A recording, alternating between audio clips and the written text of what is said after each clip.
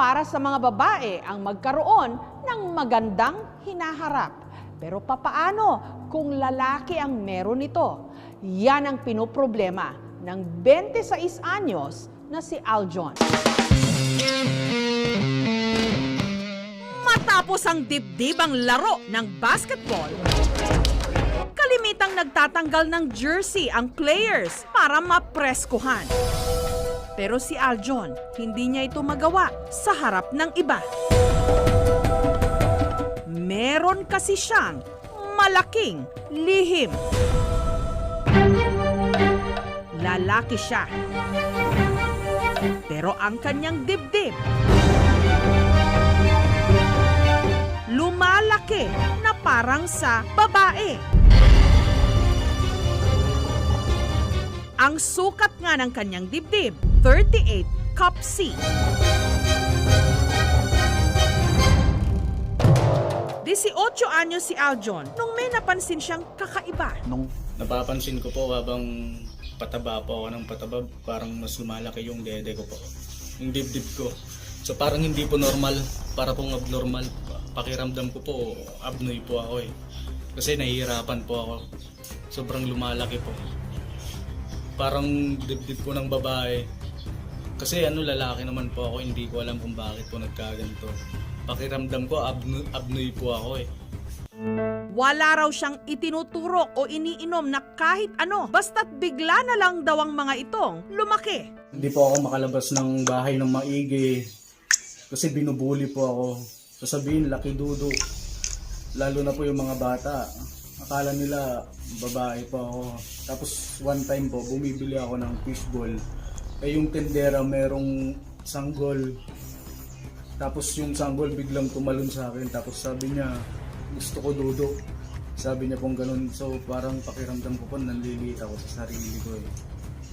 Tapos binubuli po ako ng mga na kakasalamuha ko, yung mga nakakakita sa akin. Sinasabi, ilan na anak mo, ilan na anak mo. So that time mo parang ayoko na pong mabuhay sa mundo. Kasi sobrang sakit po. Sabi yung tumatakbo na sinasabi nila sa akin, yung sabi nila, dudo. Hanggang sa yun na yung tawag nila sa akin, si Boy Dudo. Parang naririndi na rin po ako. Sobrang hirap po. Hoy, Tomboy, laki dudo mo ah.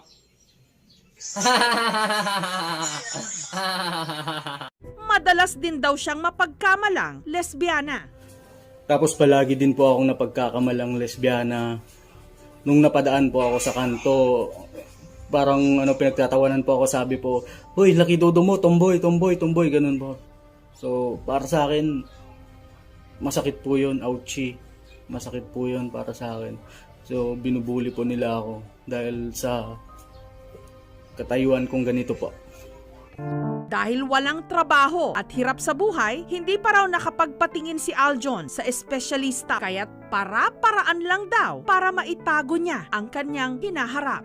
Nagpapayat po ako pero wala rin, useless din po eh. Kasi parang sumeksing tomboy lang din po yung tingin sa akin ng mga tao.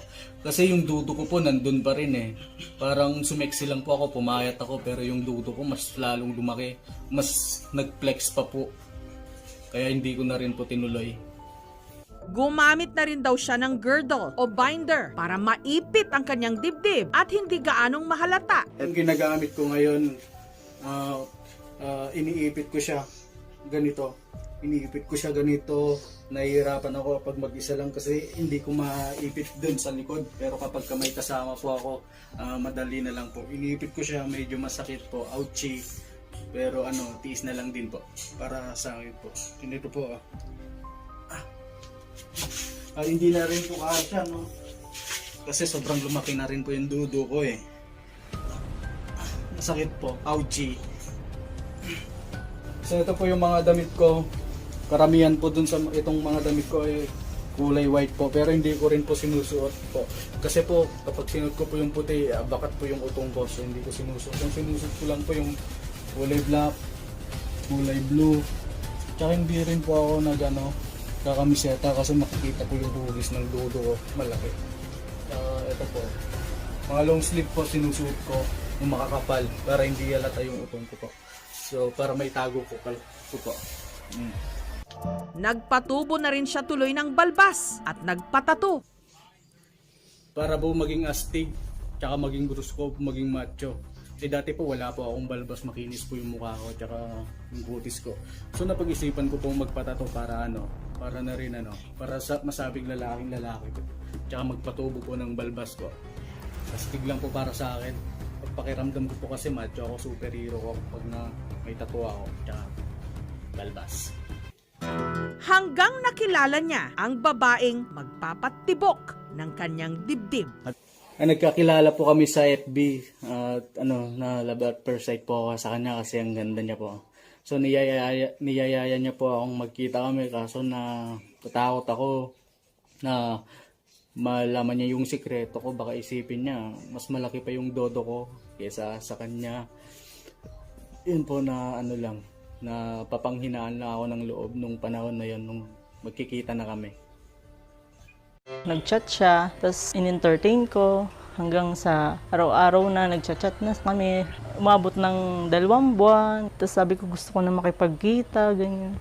Ayaw niya. Hindi ko alam kung bakit. Ganyan. At nung dumating ang araw ng kanilang eyeball o pagkikita, si Aljon lalo pang lumakas ang kabog ng dibdib. Para pong nagulat sa akin, sabi niya po, kala ko macho ka, bakit may dudo ka? Tomboy ka pala, ganun. So, noon po parang masisiraan po ako ng ulo. Parang down na down po ako. Sobrang nahihiya din po ako sa kanya kasi iba yung expectation niya po eh. Kala niya po, machong-macho po ako pero hindi naman po eh. Hindi ko naman pinagtawanan. Sinabi ko lang sa isip ko, tomboy ata. Mukha namang hindi. Sabi ko, hindi na lang ako nagdalawang isip. Sige, go.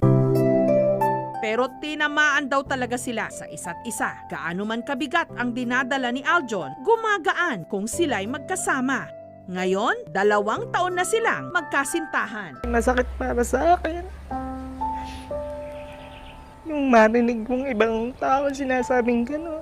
Basta nilalakasan ko na lang yung loob ko para sa kanya.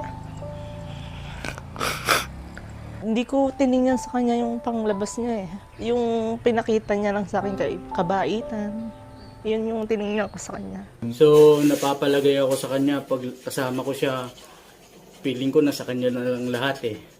Kaya mahal na mahal ko siya eh. Pero minsan nangangagat siya, hindi ko alam kung bakit siya nangangagat eh. Ito, parang ganito. May gusto kong sabihin.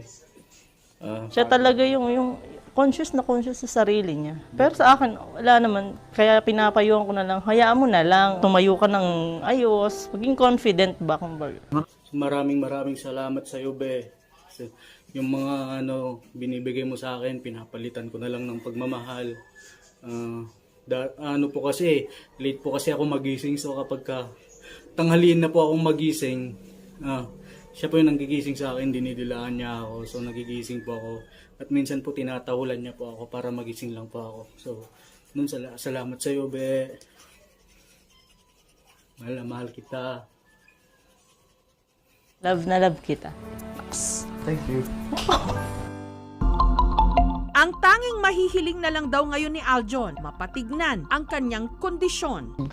Gusto ko pong patingin, gusto kong matanggal, gusto ko rin pong lumaki ng normal, yung hindi po ako nahihiya, yung wala pong nambubuli sa akin, wala pong tumatawag sa akin ng boy dudo, yung normal lang po, hindi abnormal, hindi abnoy. Gusto ko lang po yung maranasan yung normal, yung walang bully, walang mapangutya.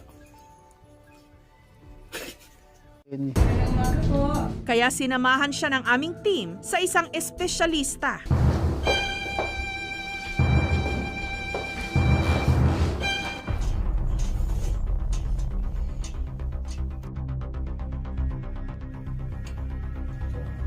Sabihin mo kung masakit ha, para gagamutin natin. Masakit ba? Sakit? Wala naman po siyang cancer. Malaki lang po yung dudo niya. At normal lang po yun sa mga chubby at matataba. Kung gusto niyang patanggal yon, kailangan niyo pa-grinder.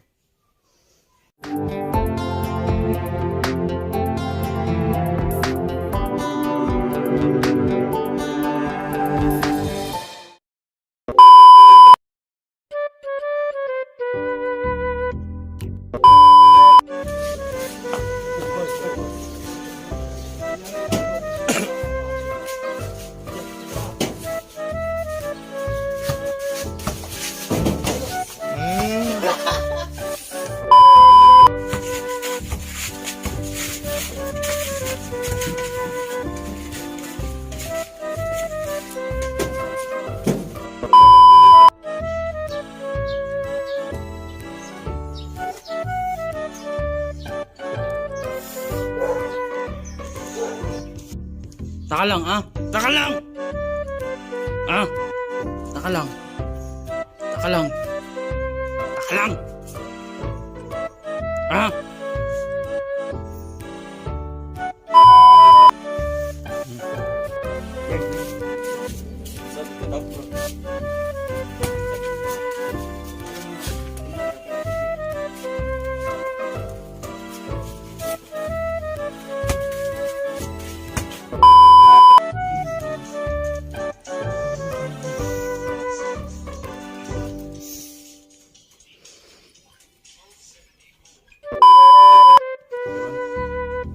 Yaman. Tapos na lang po. Nangangisip ka. Pabigas. Dudo. Hanggang sa yung naging tawag nila sa akin. Si Boy Dudo.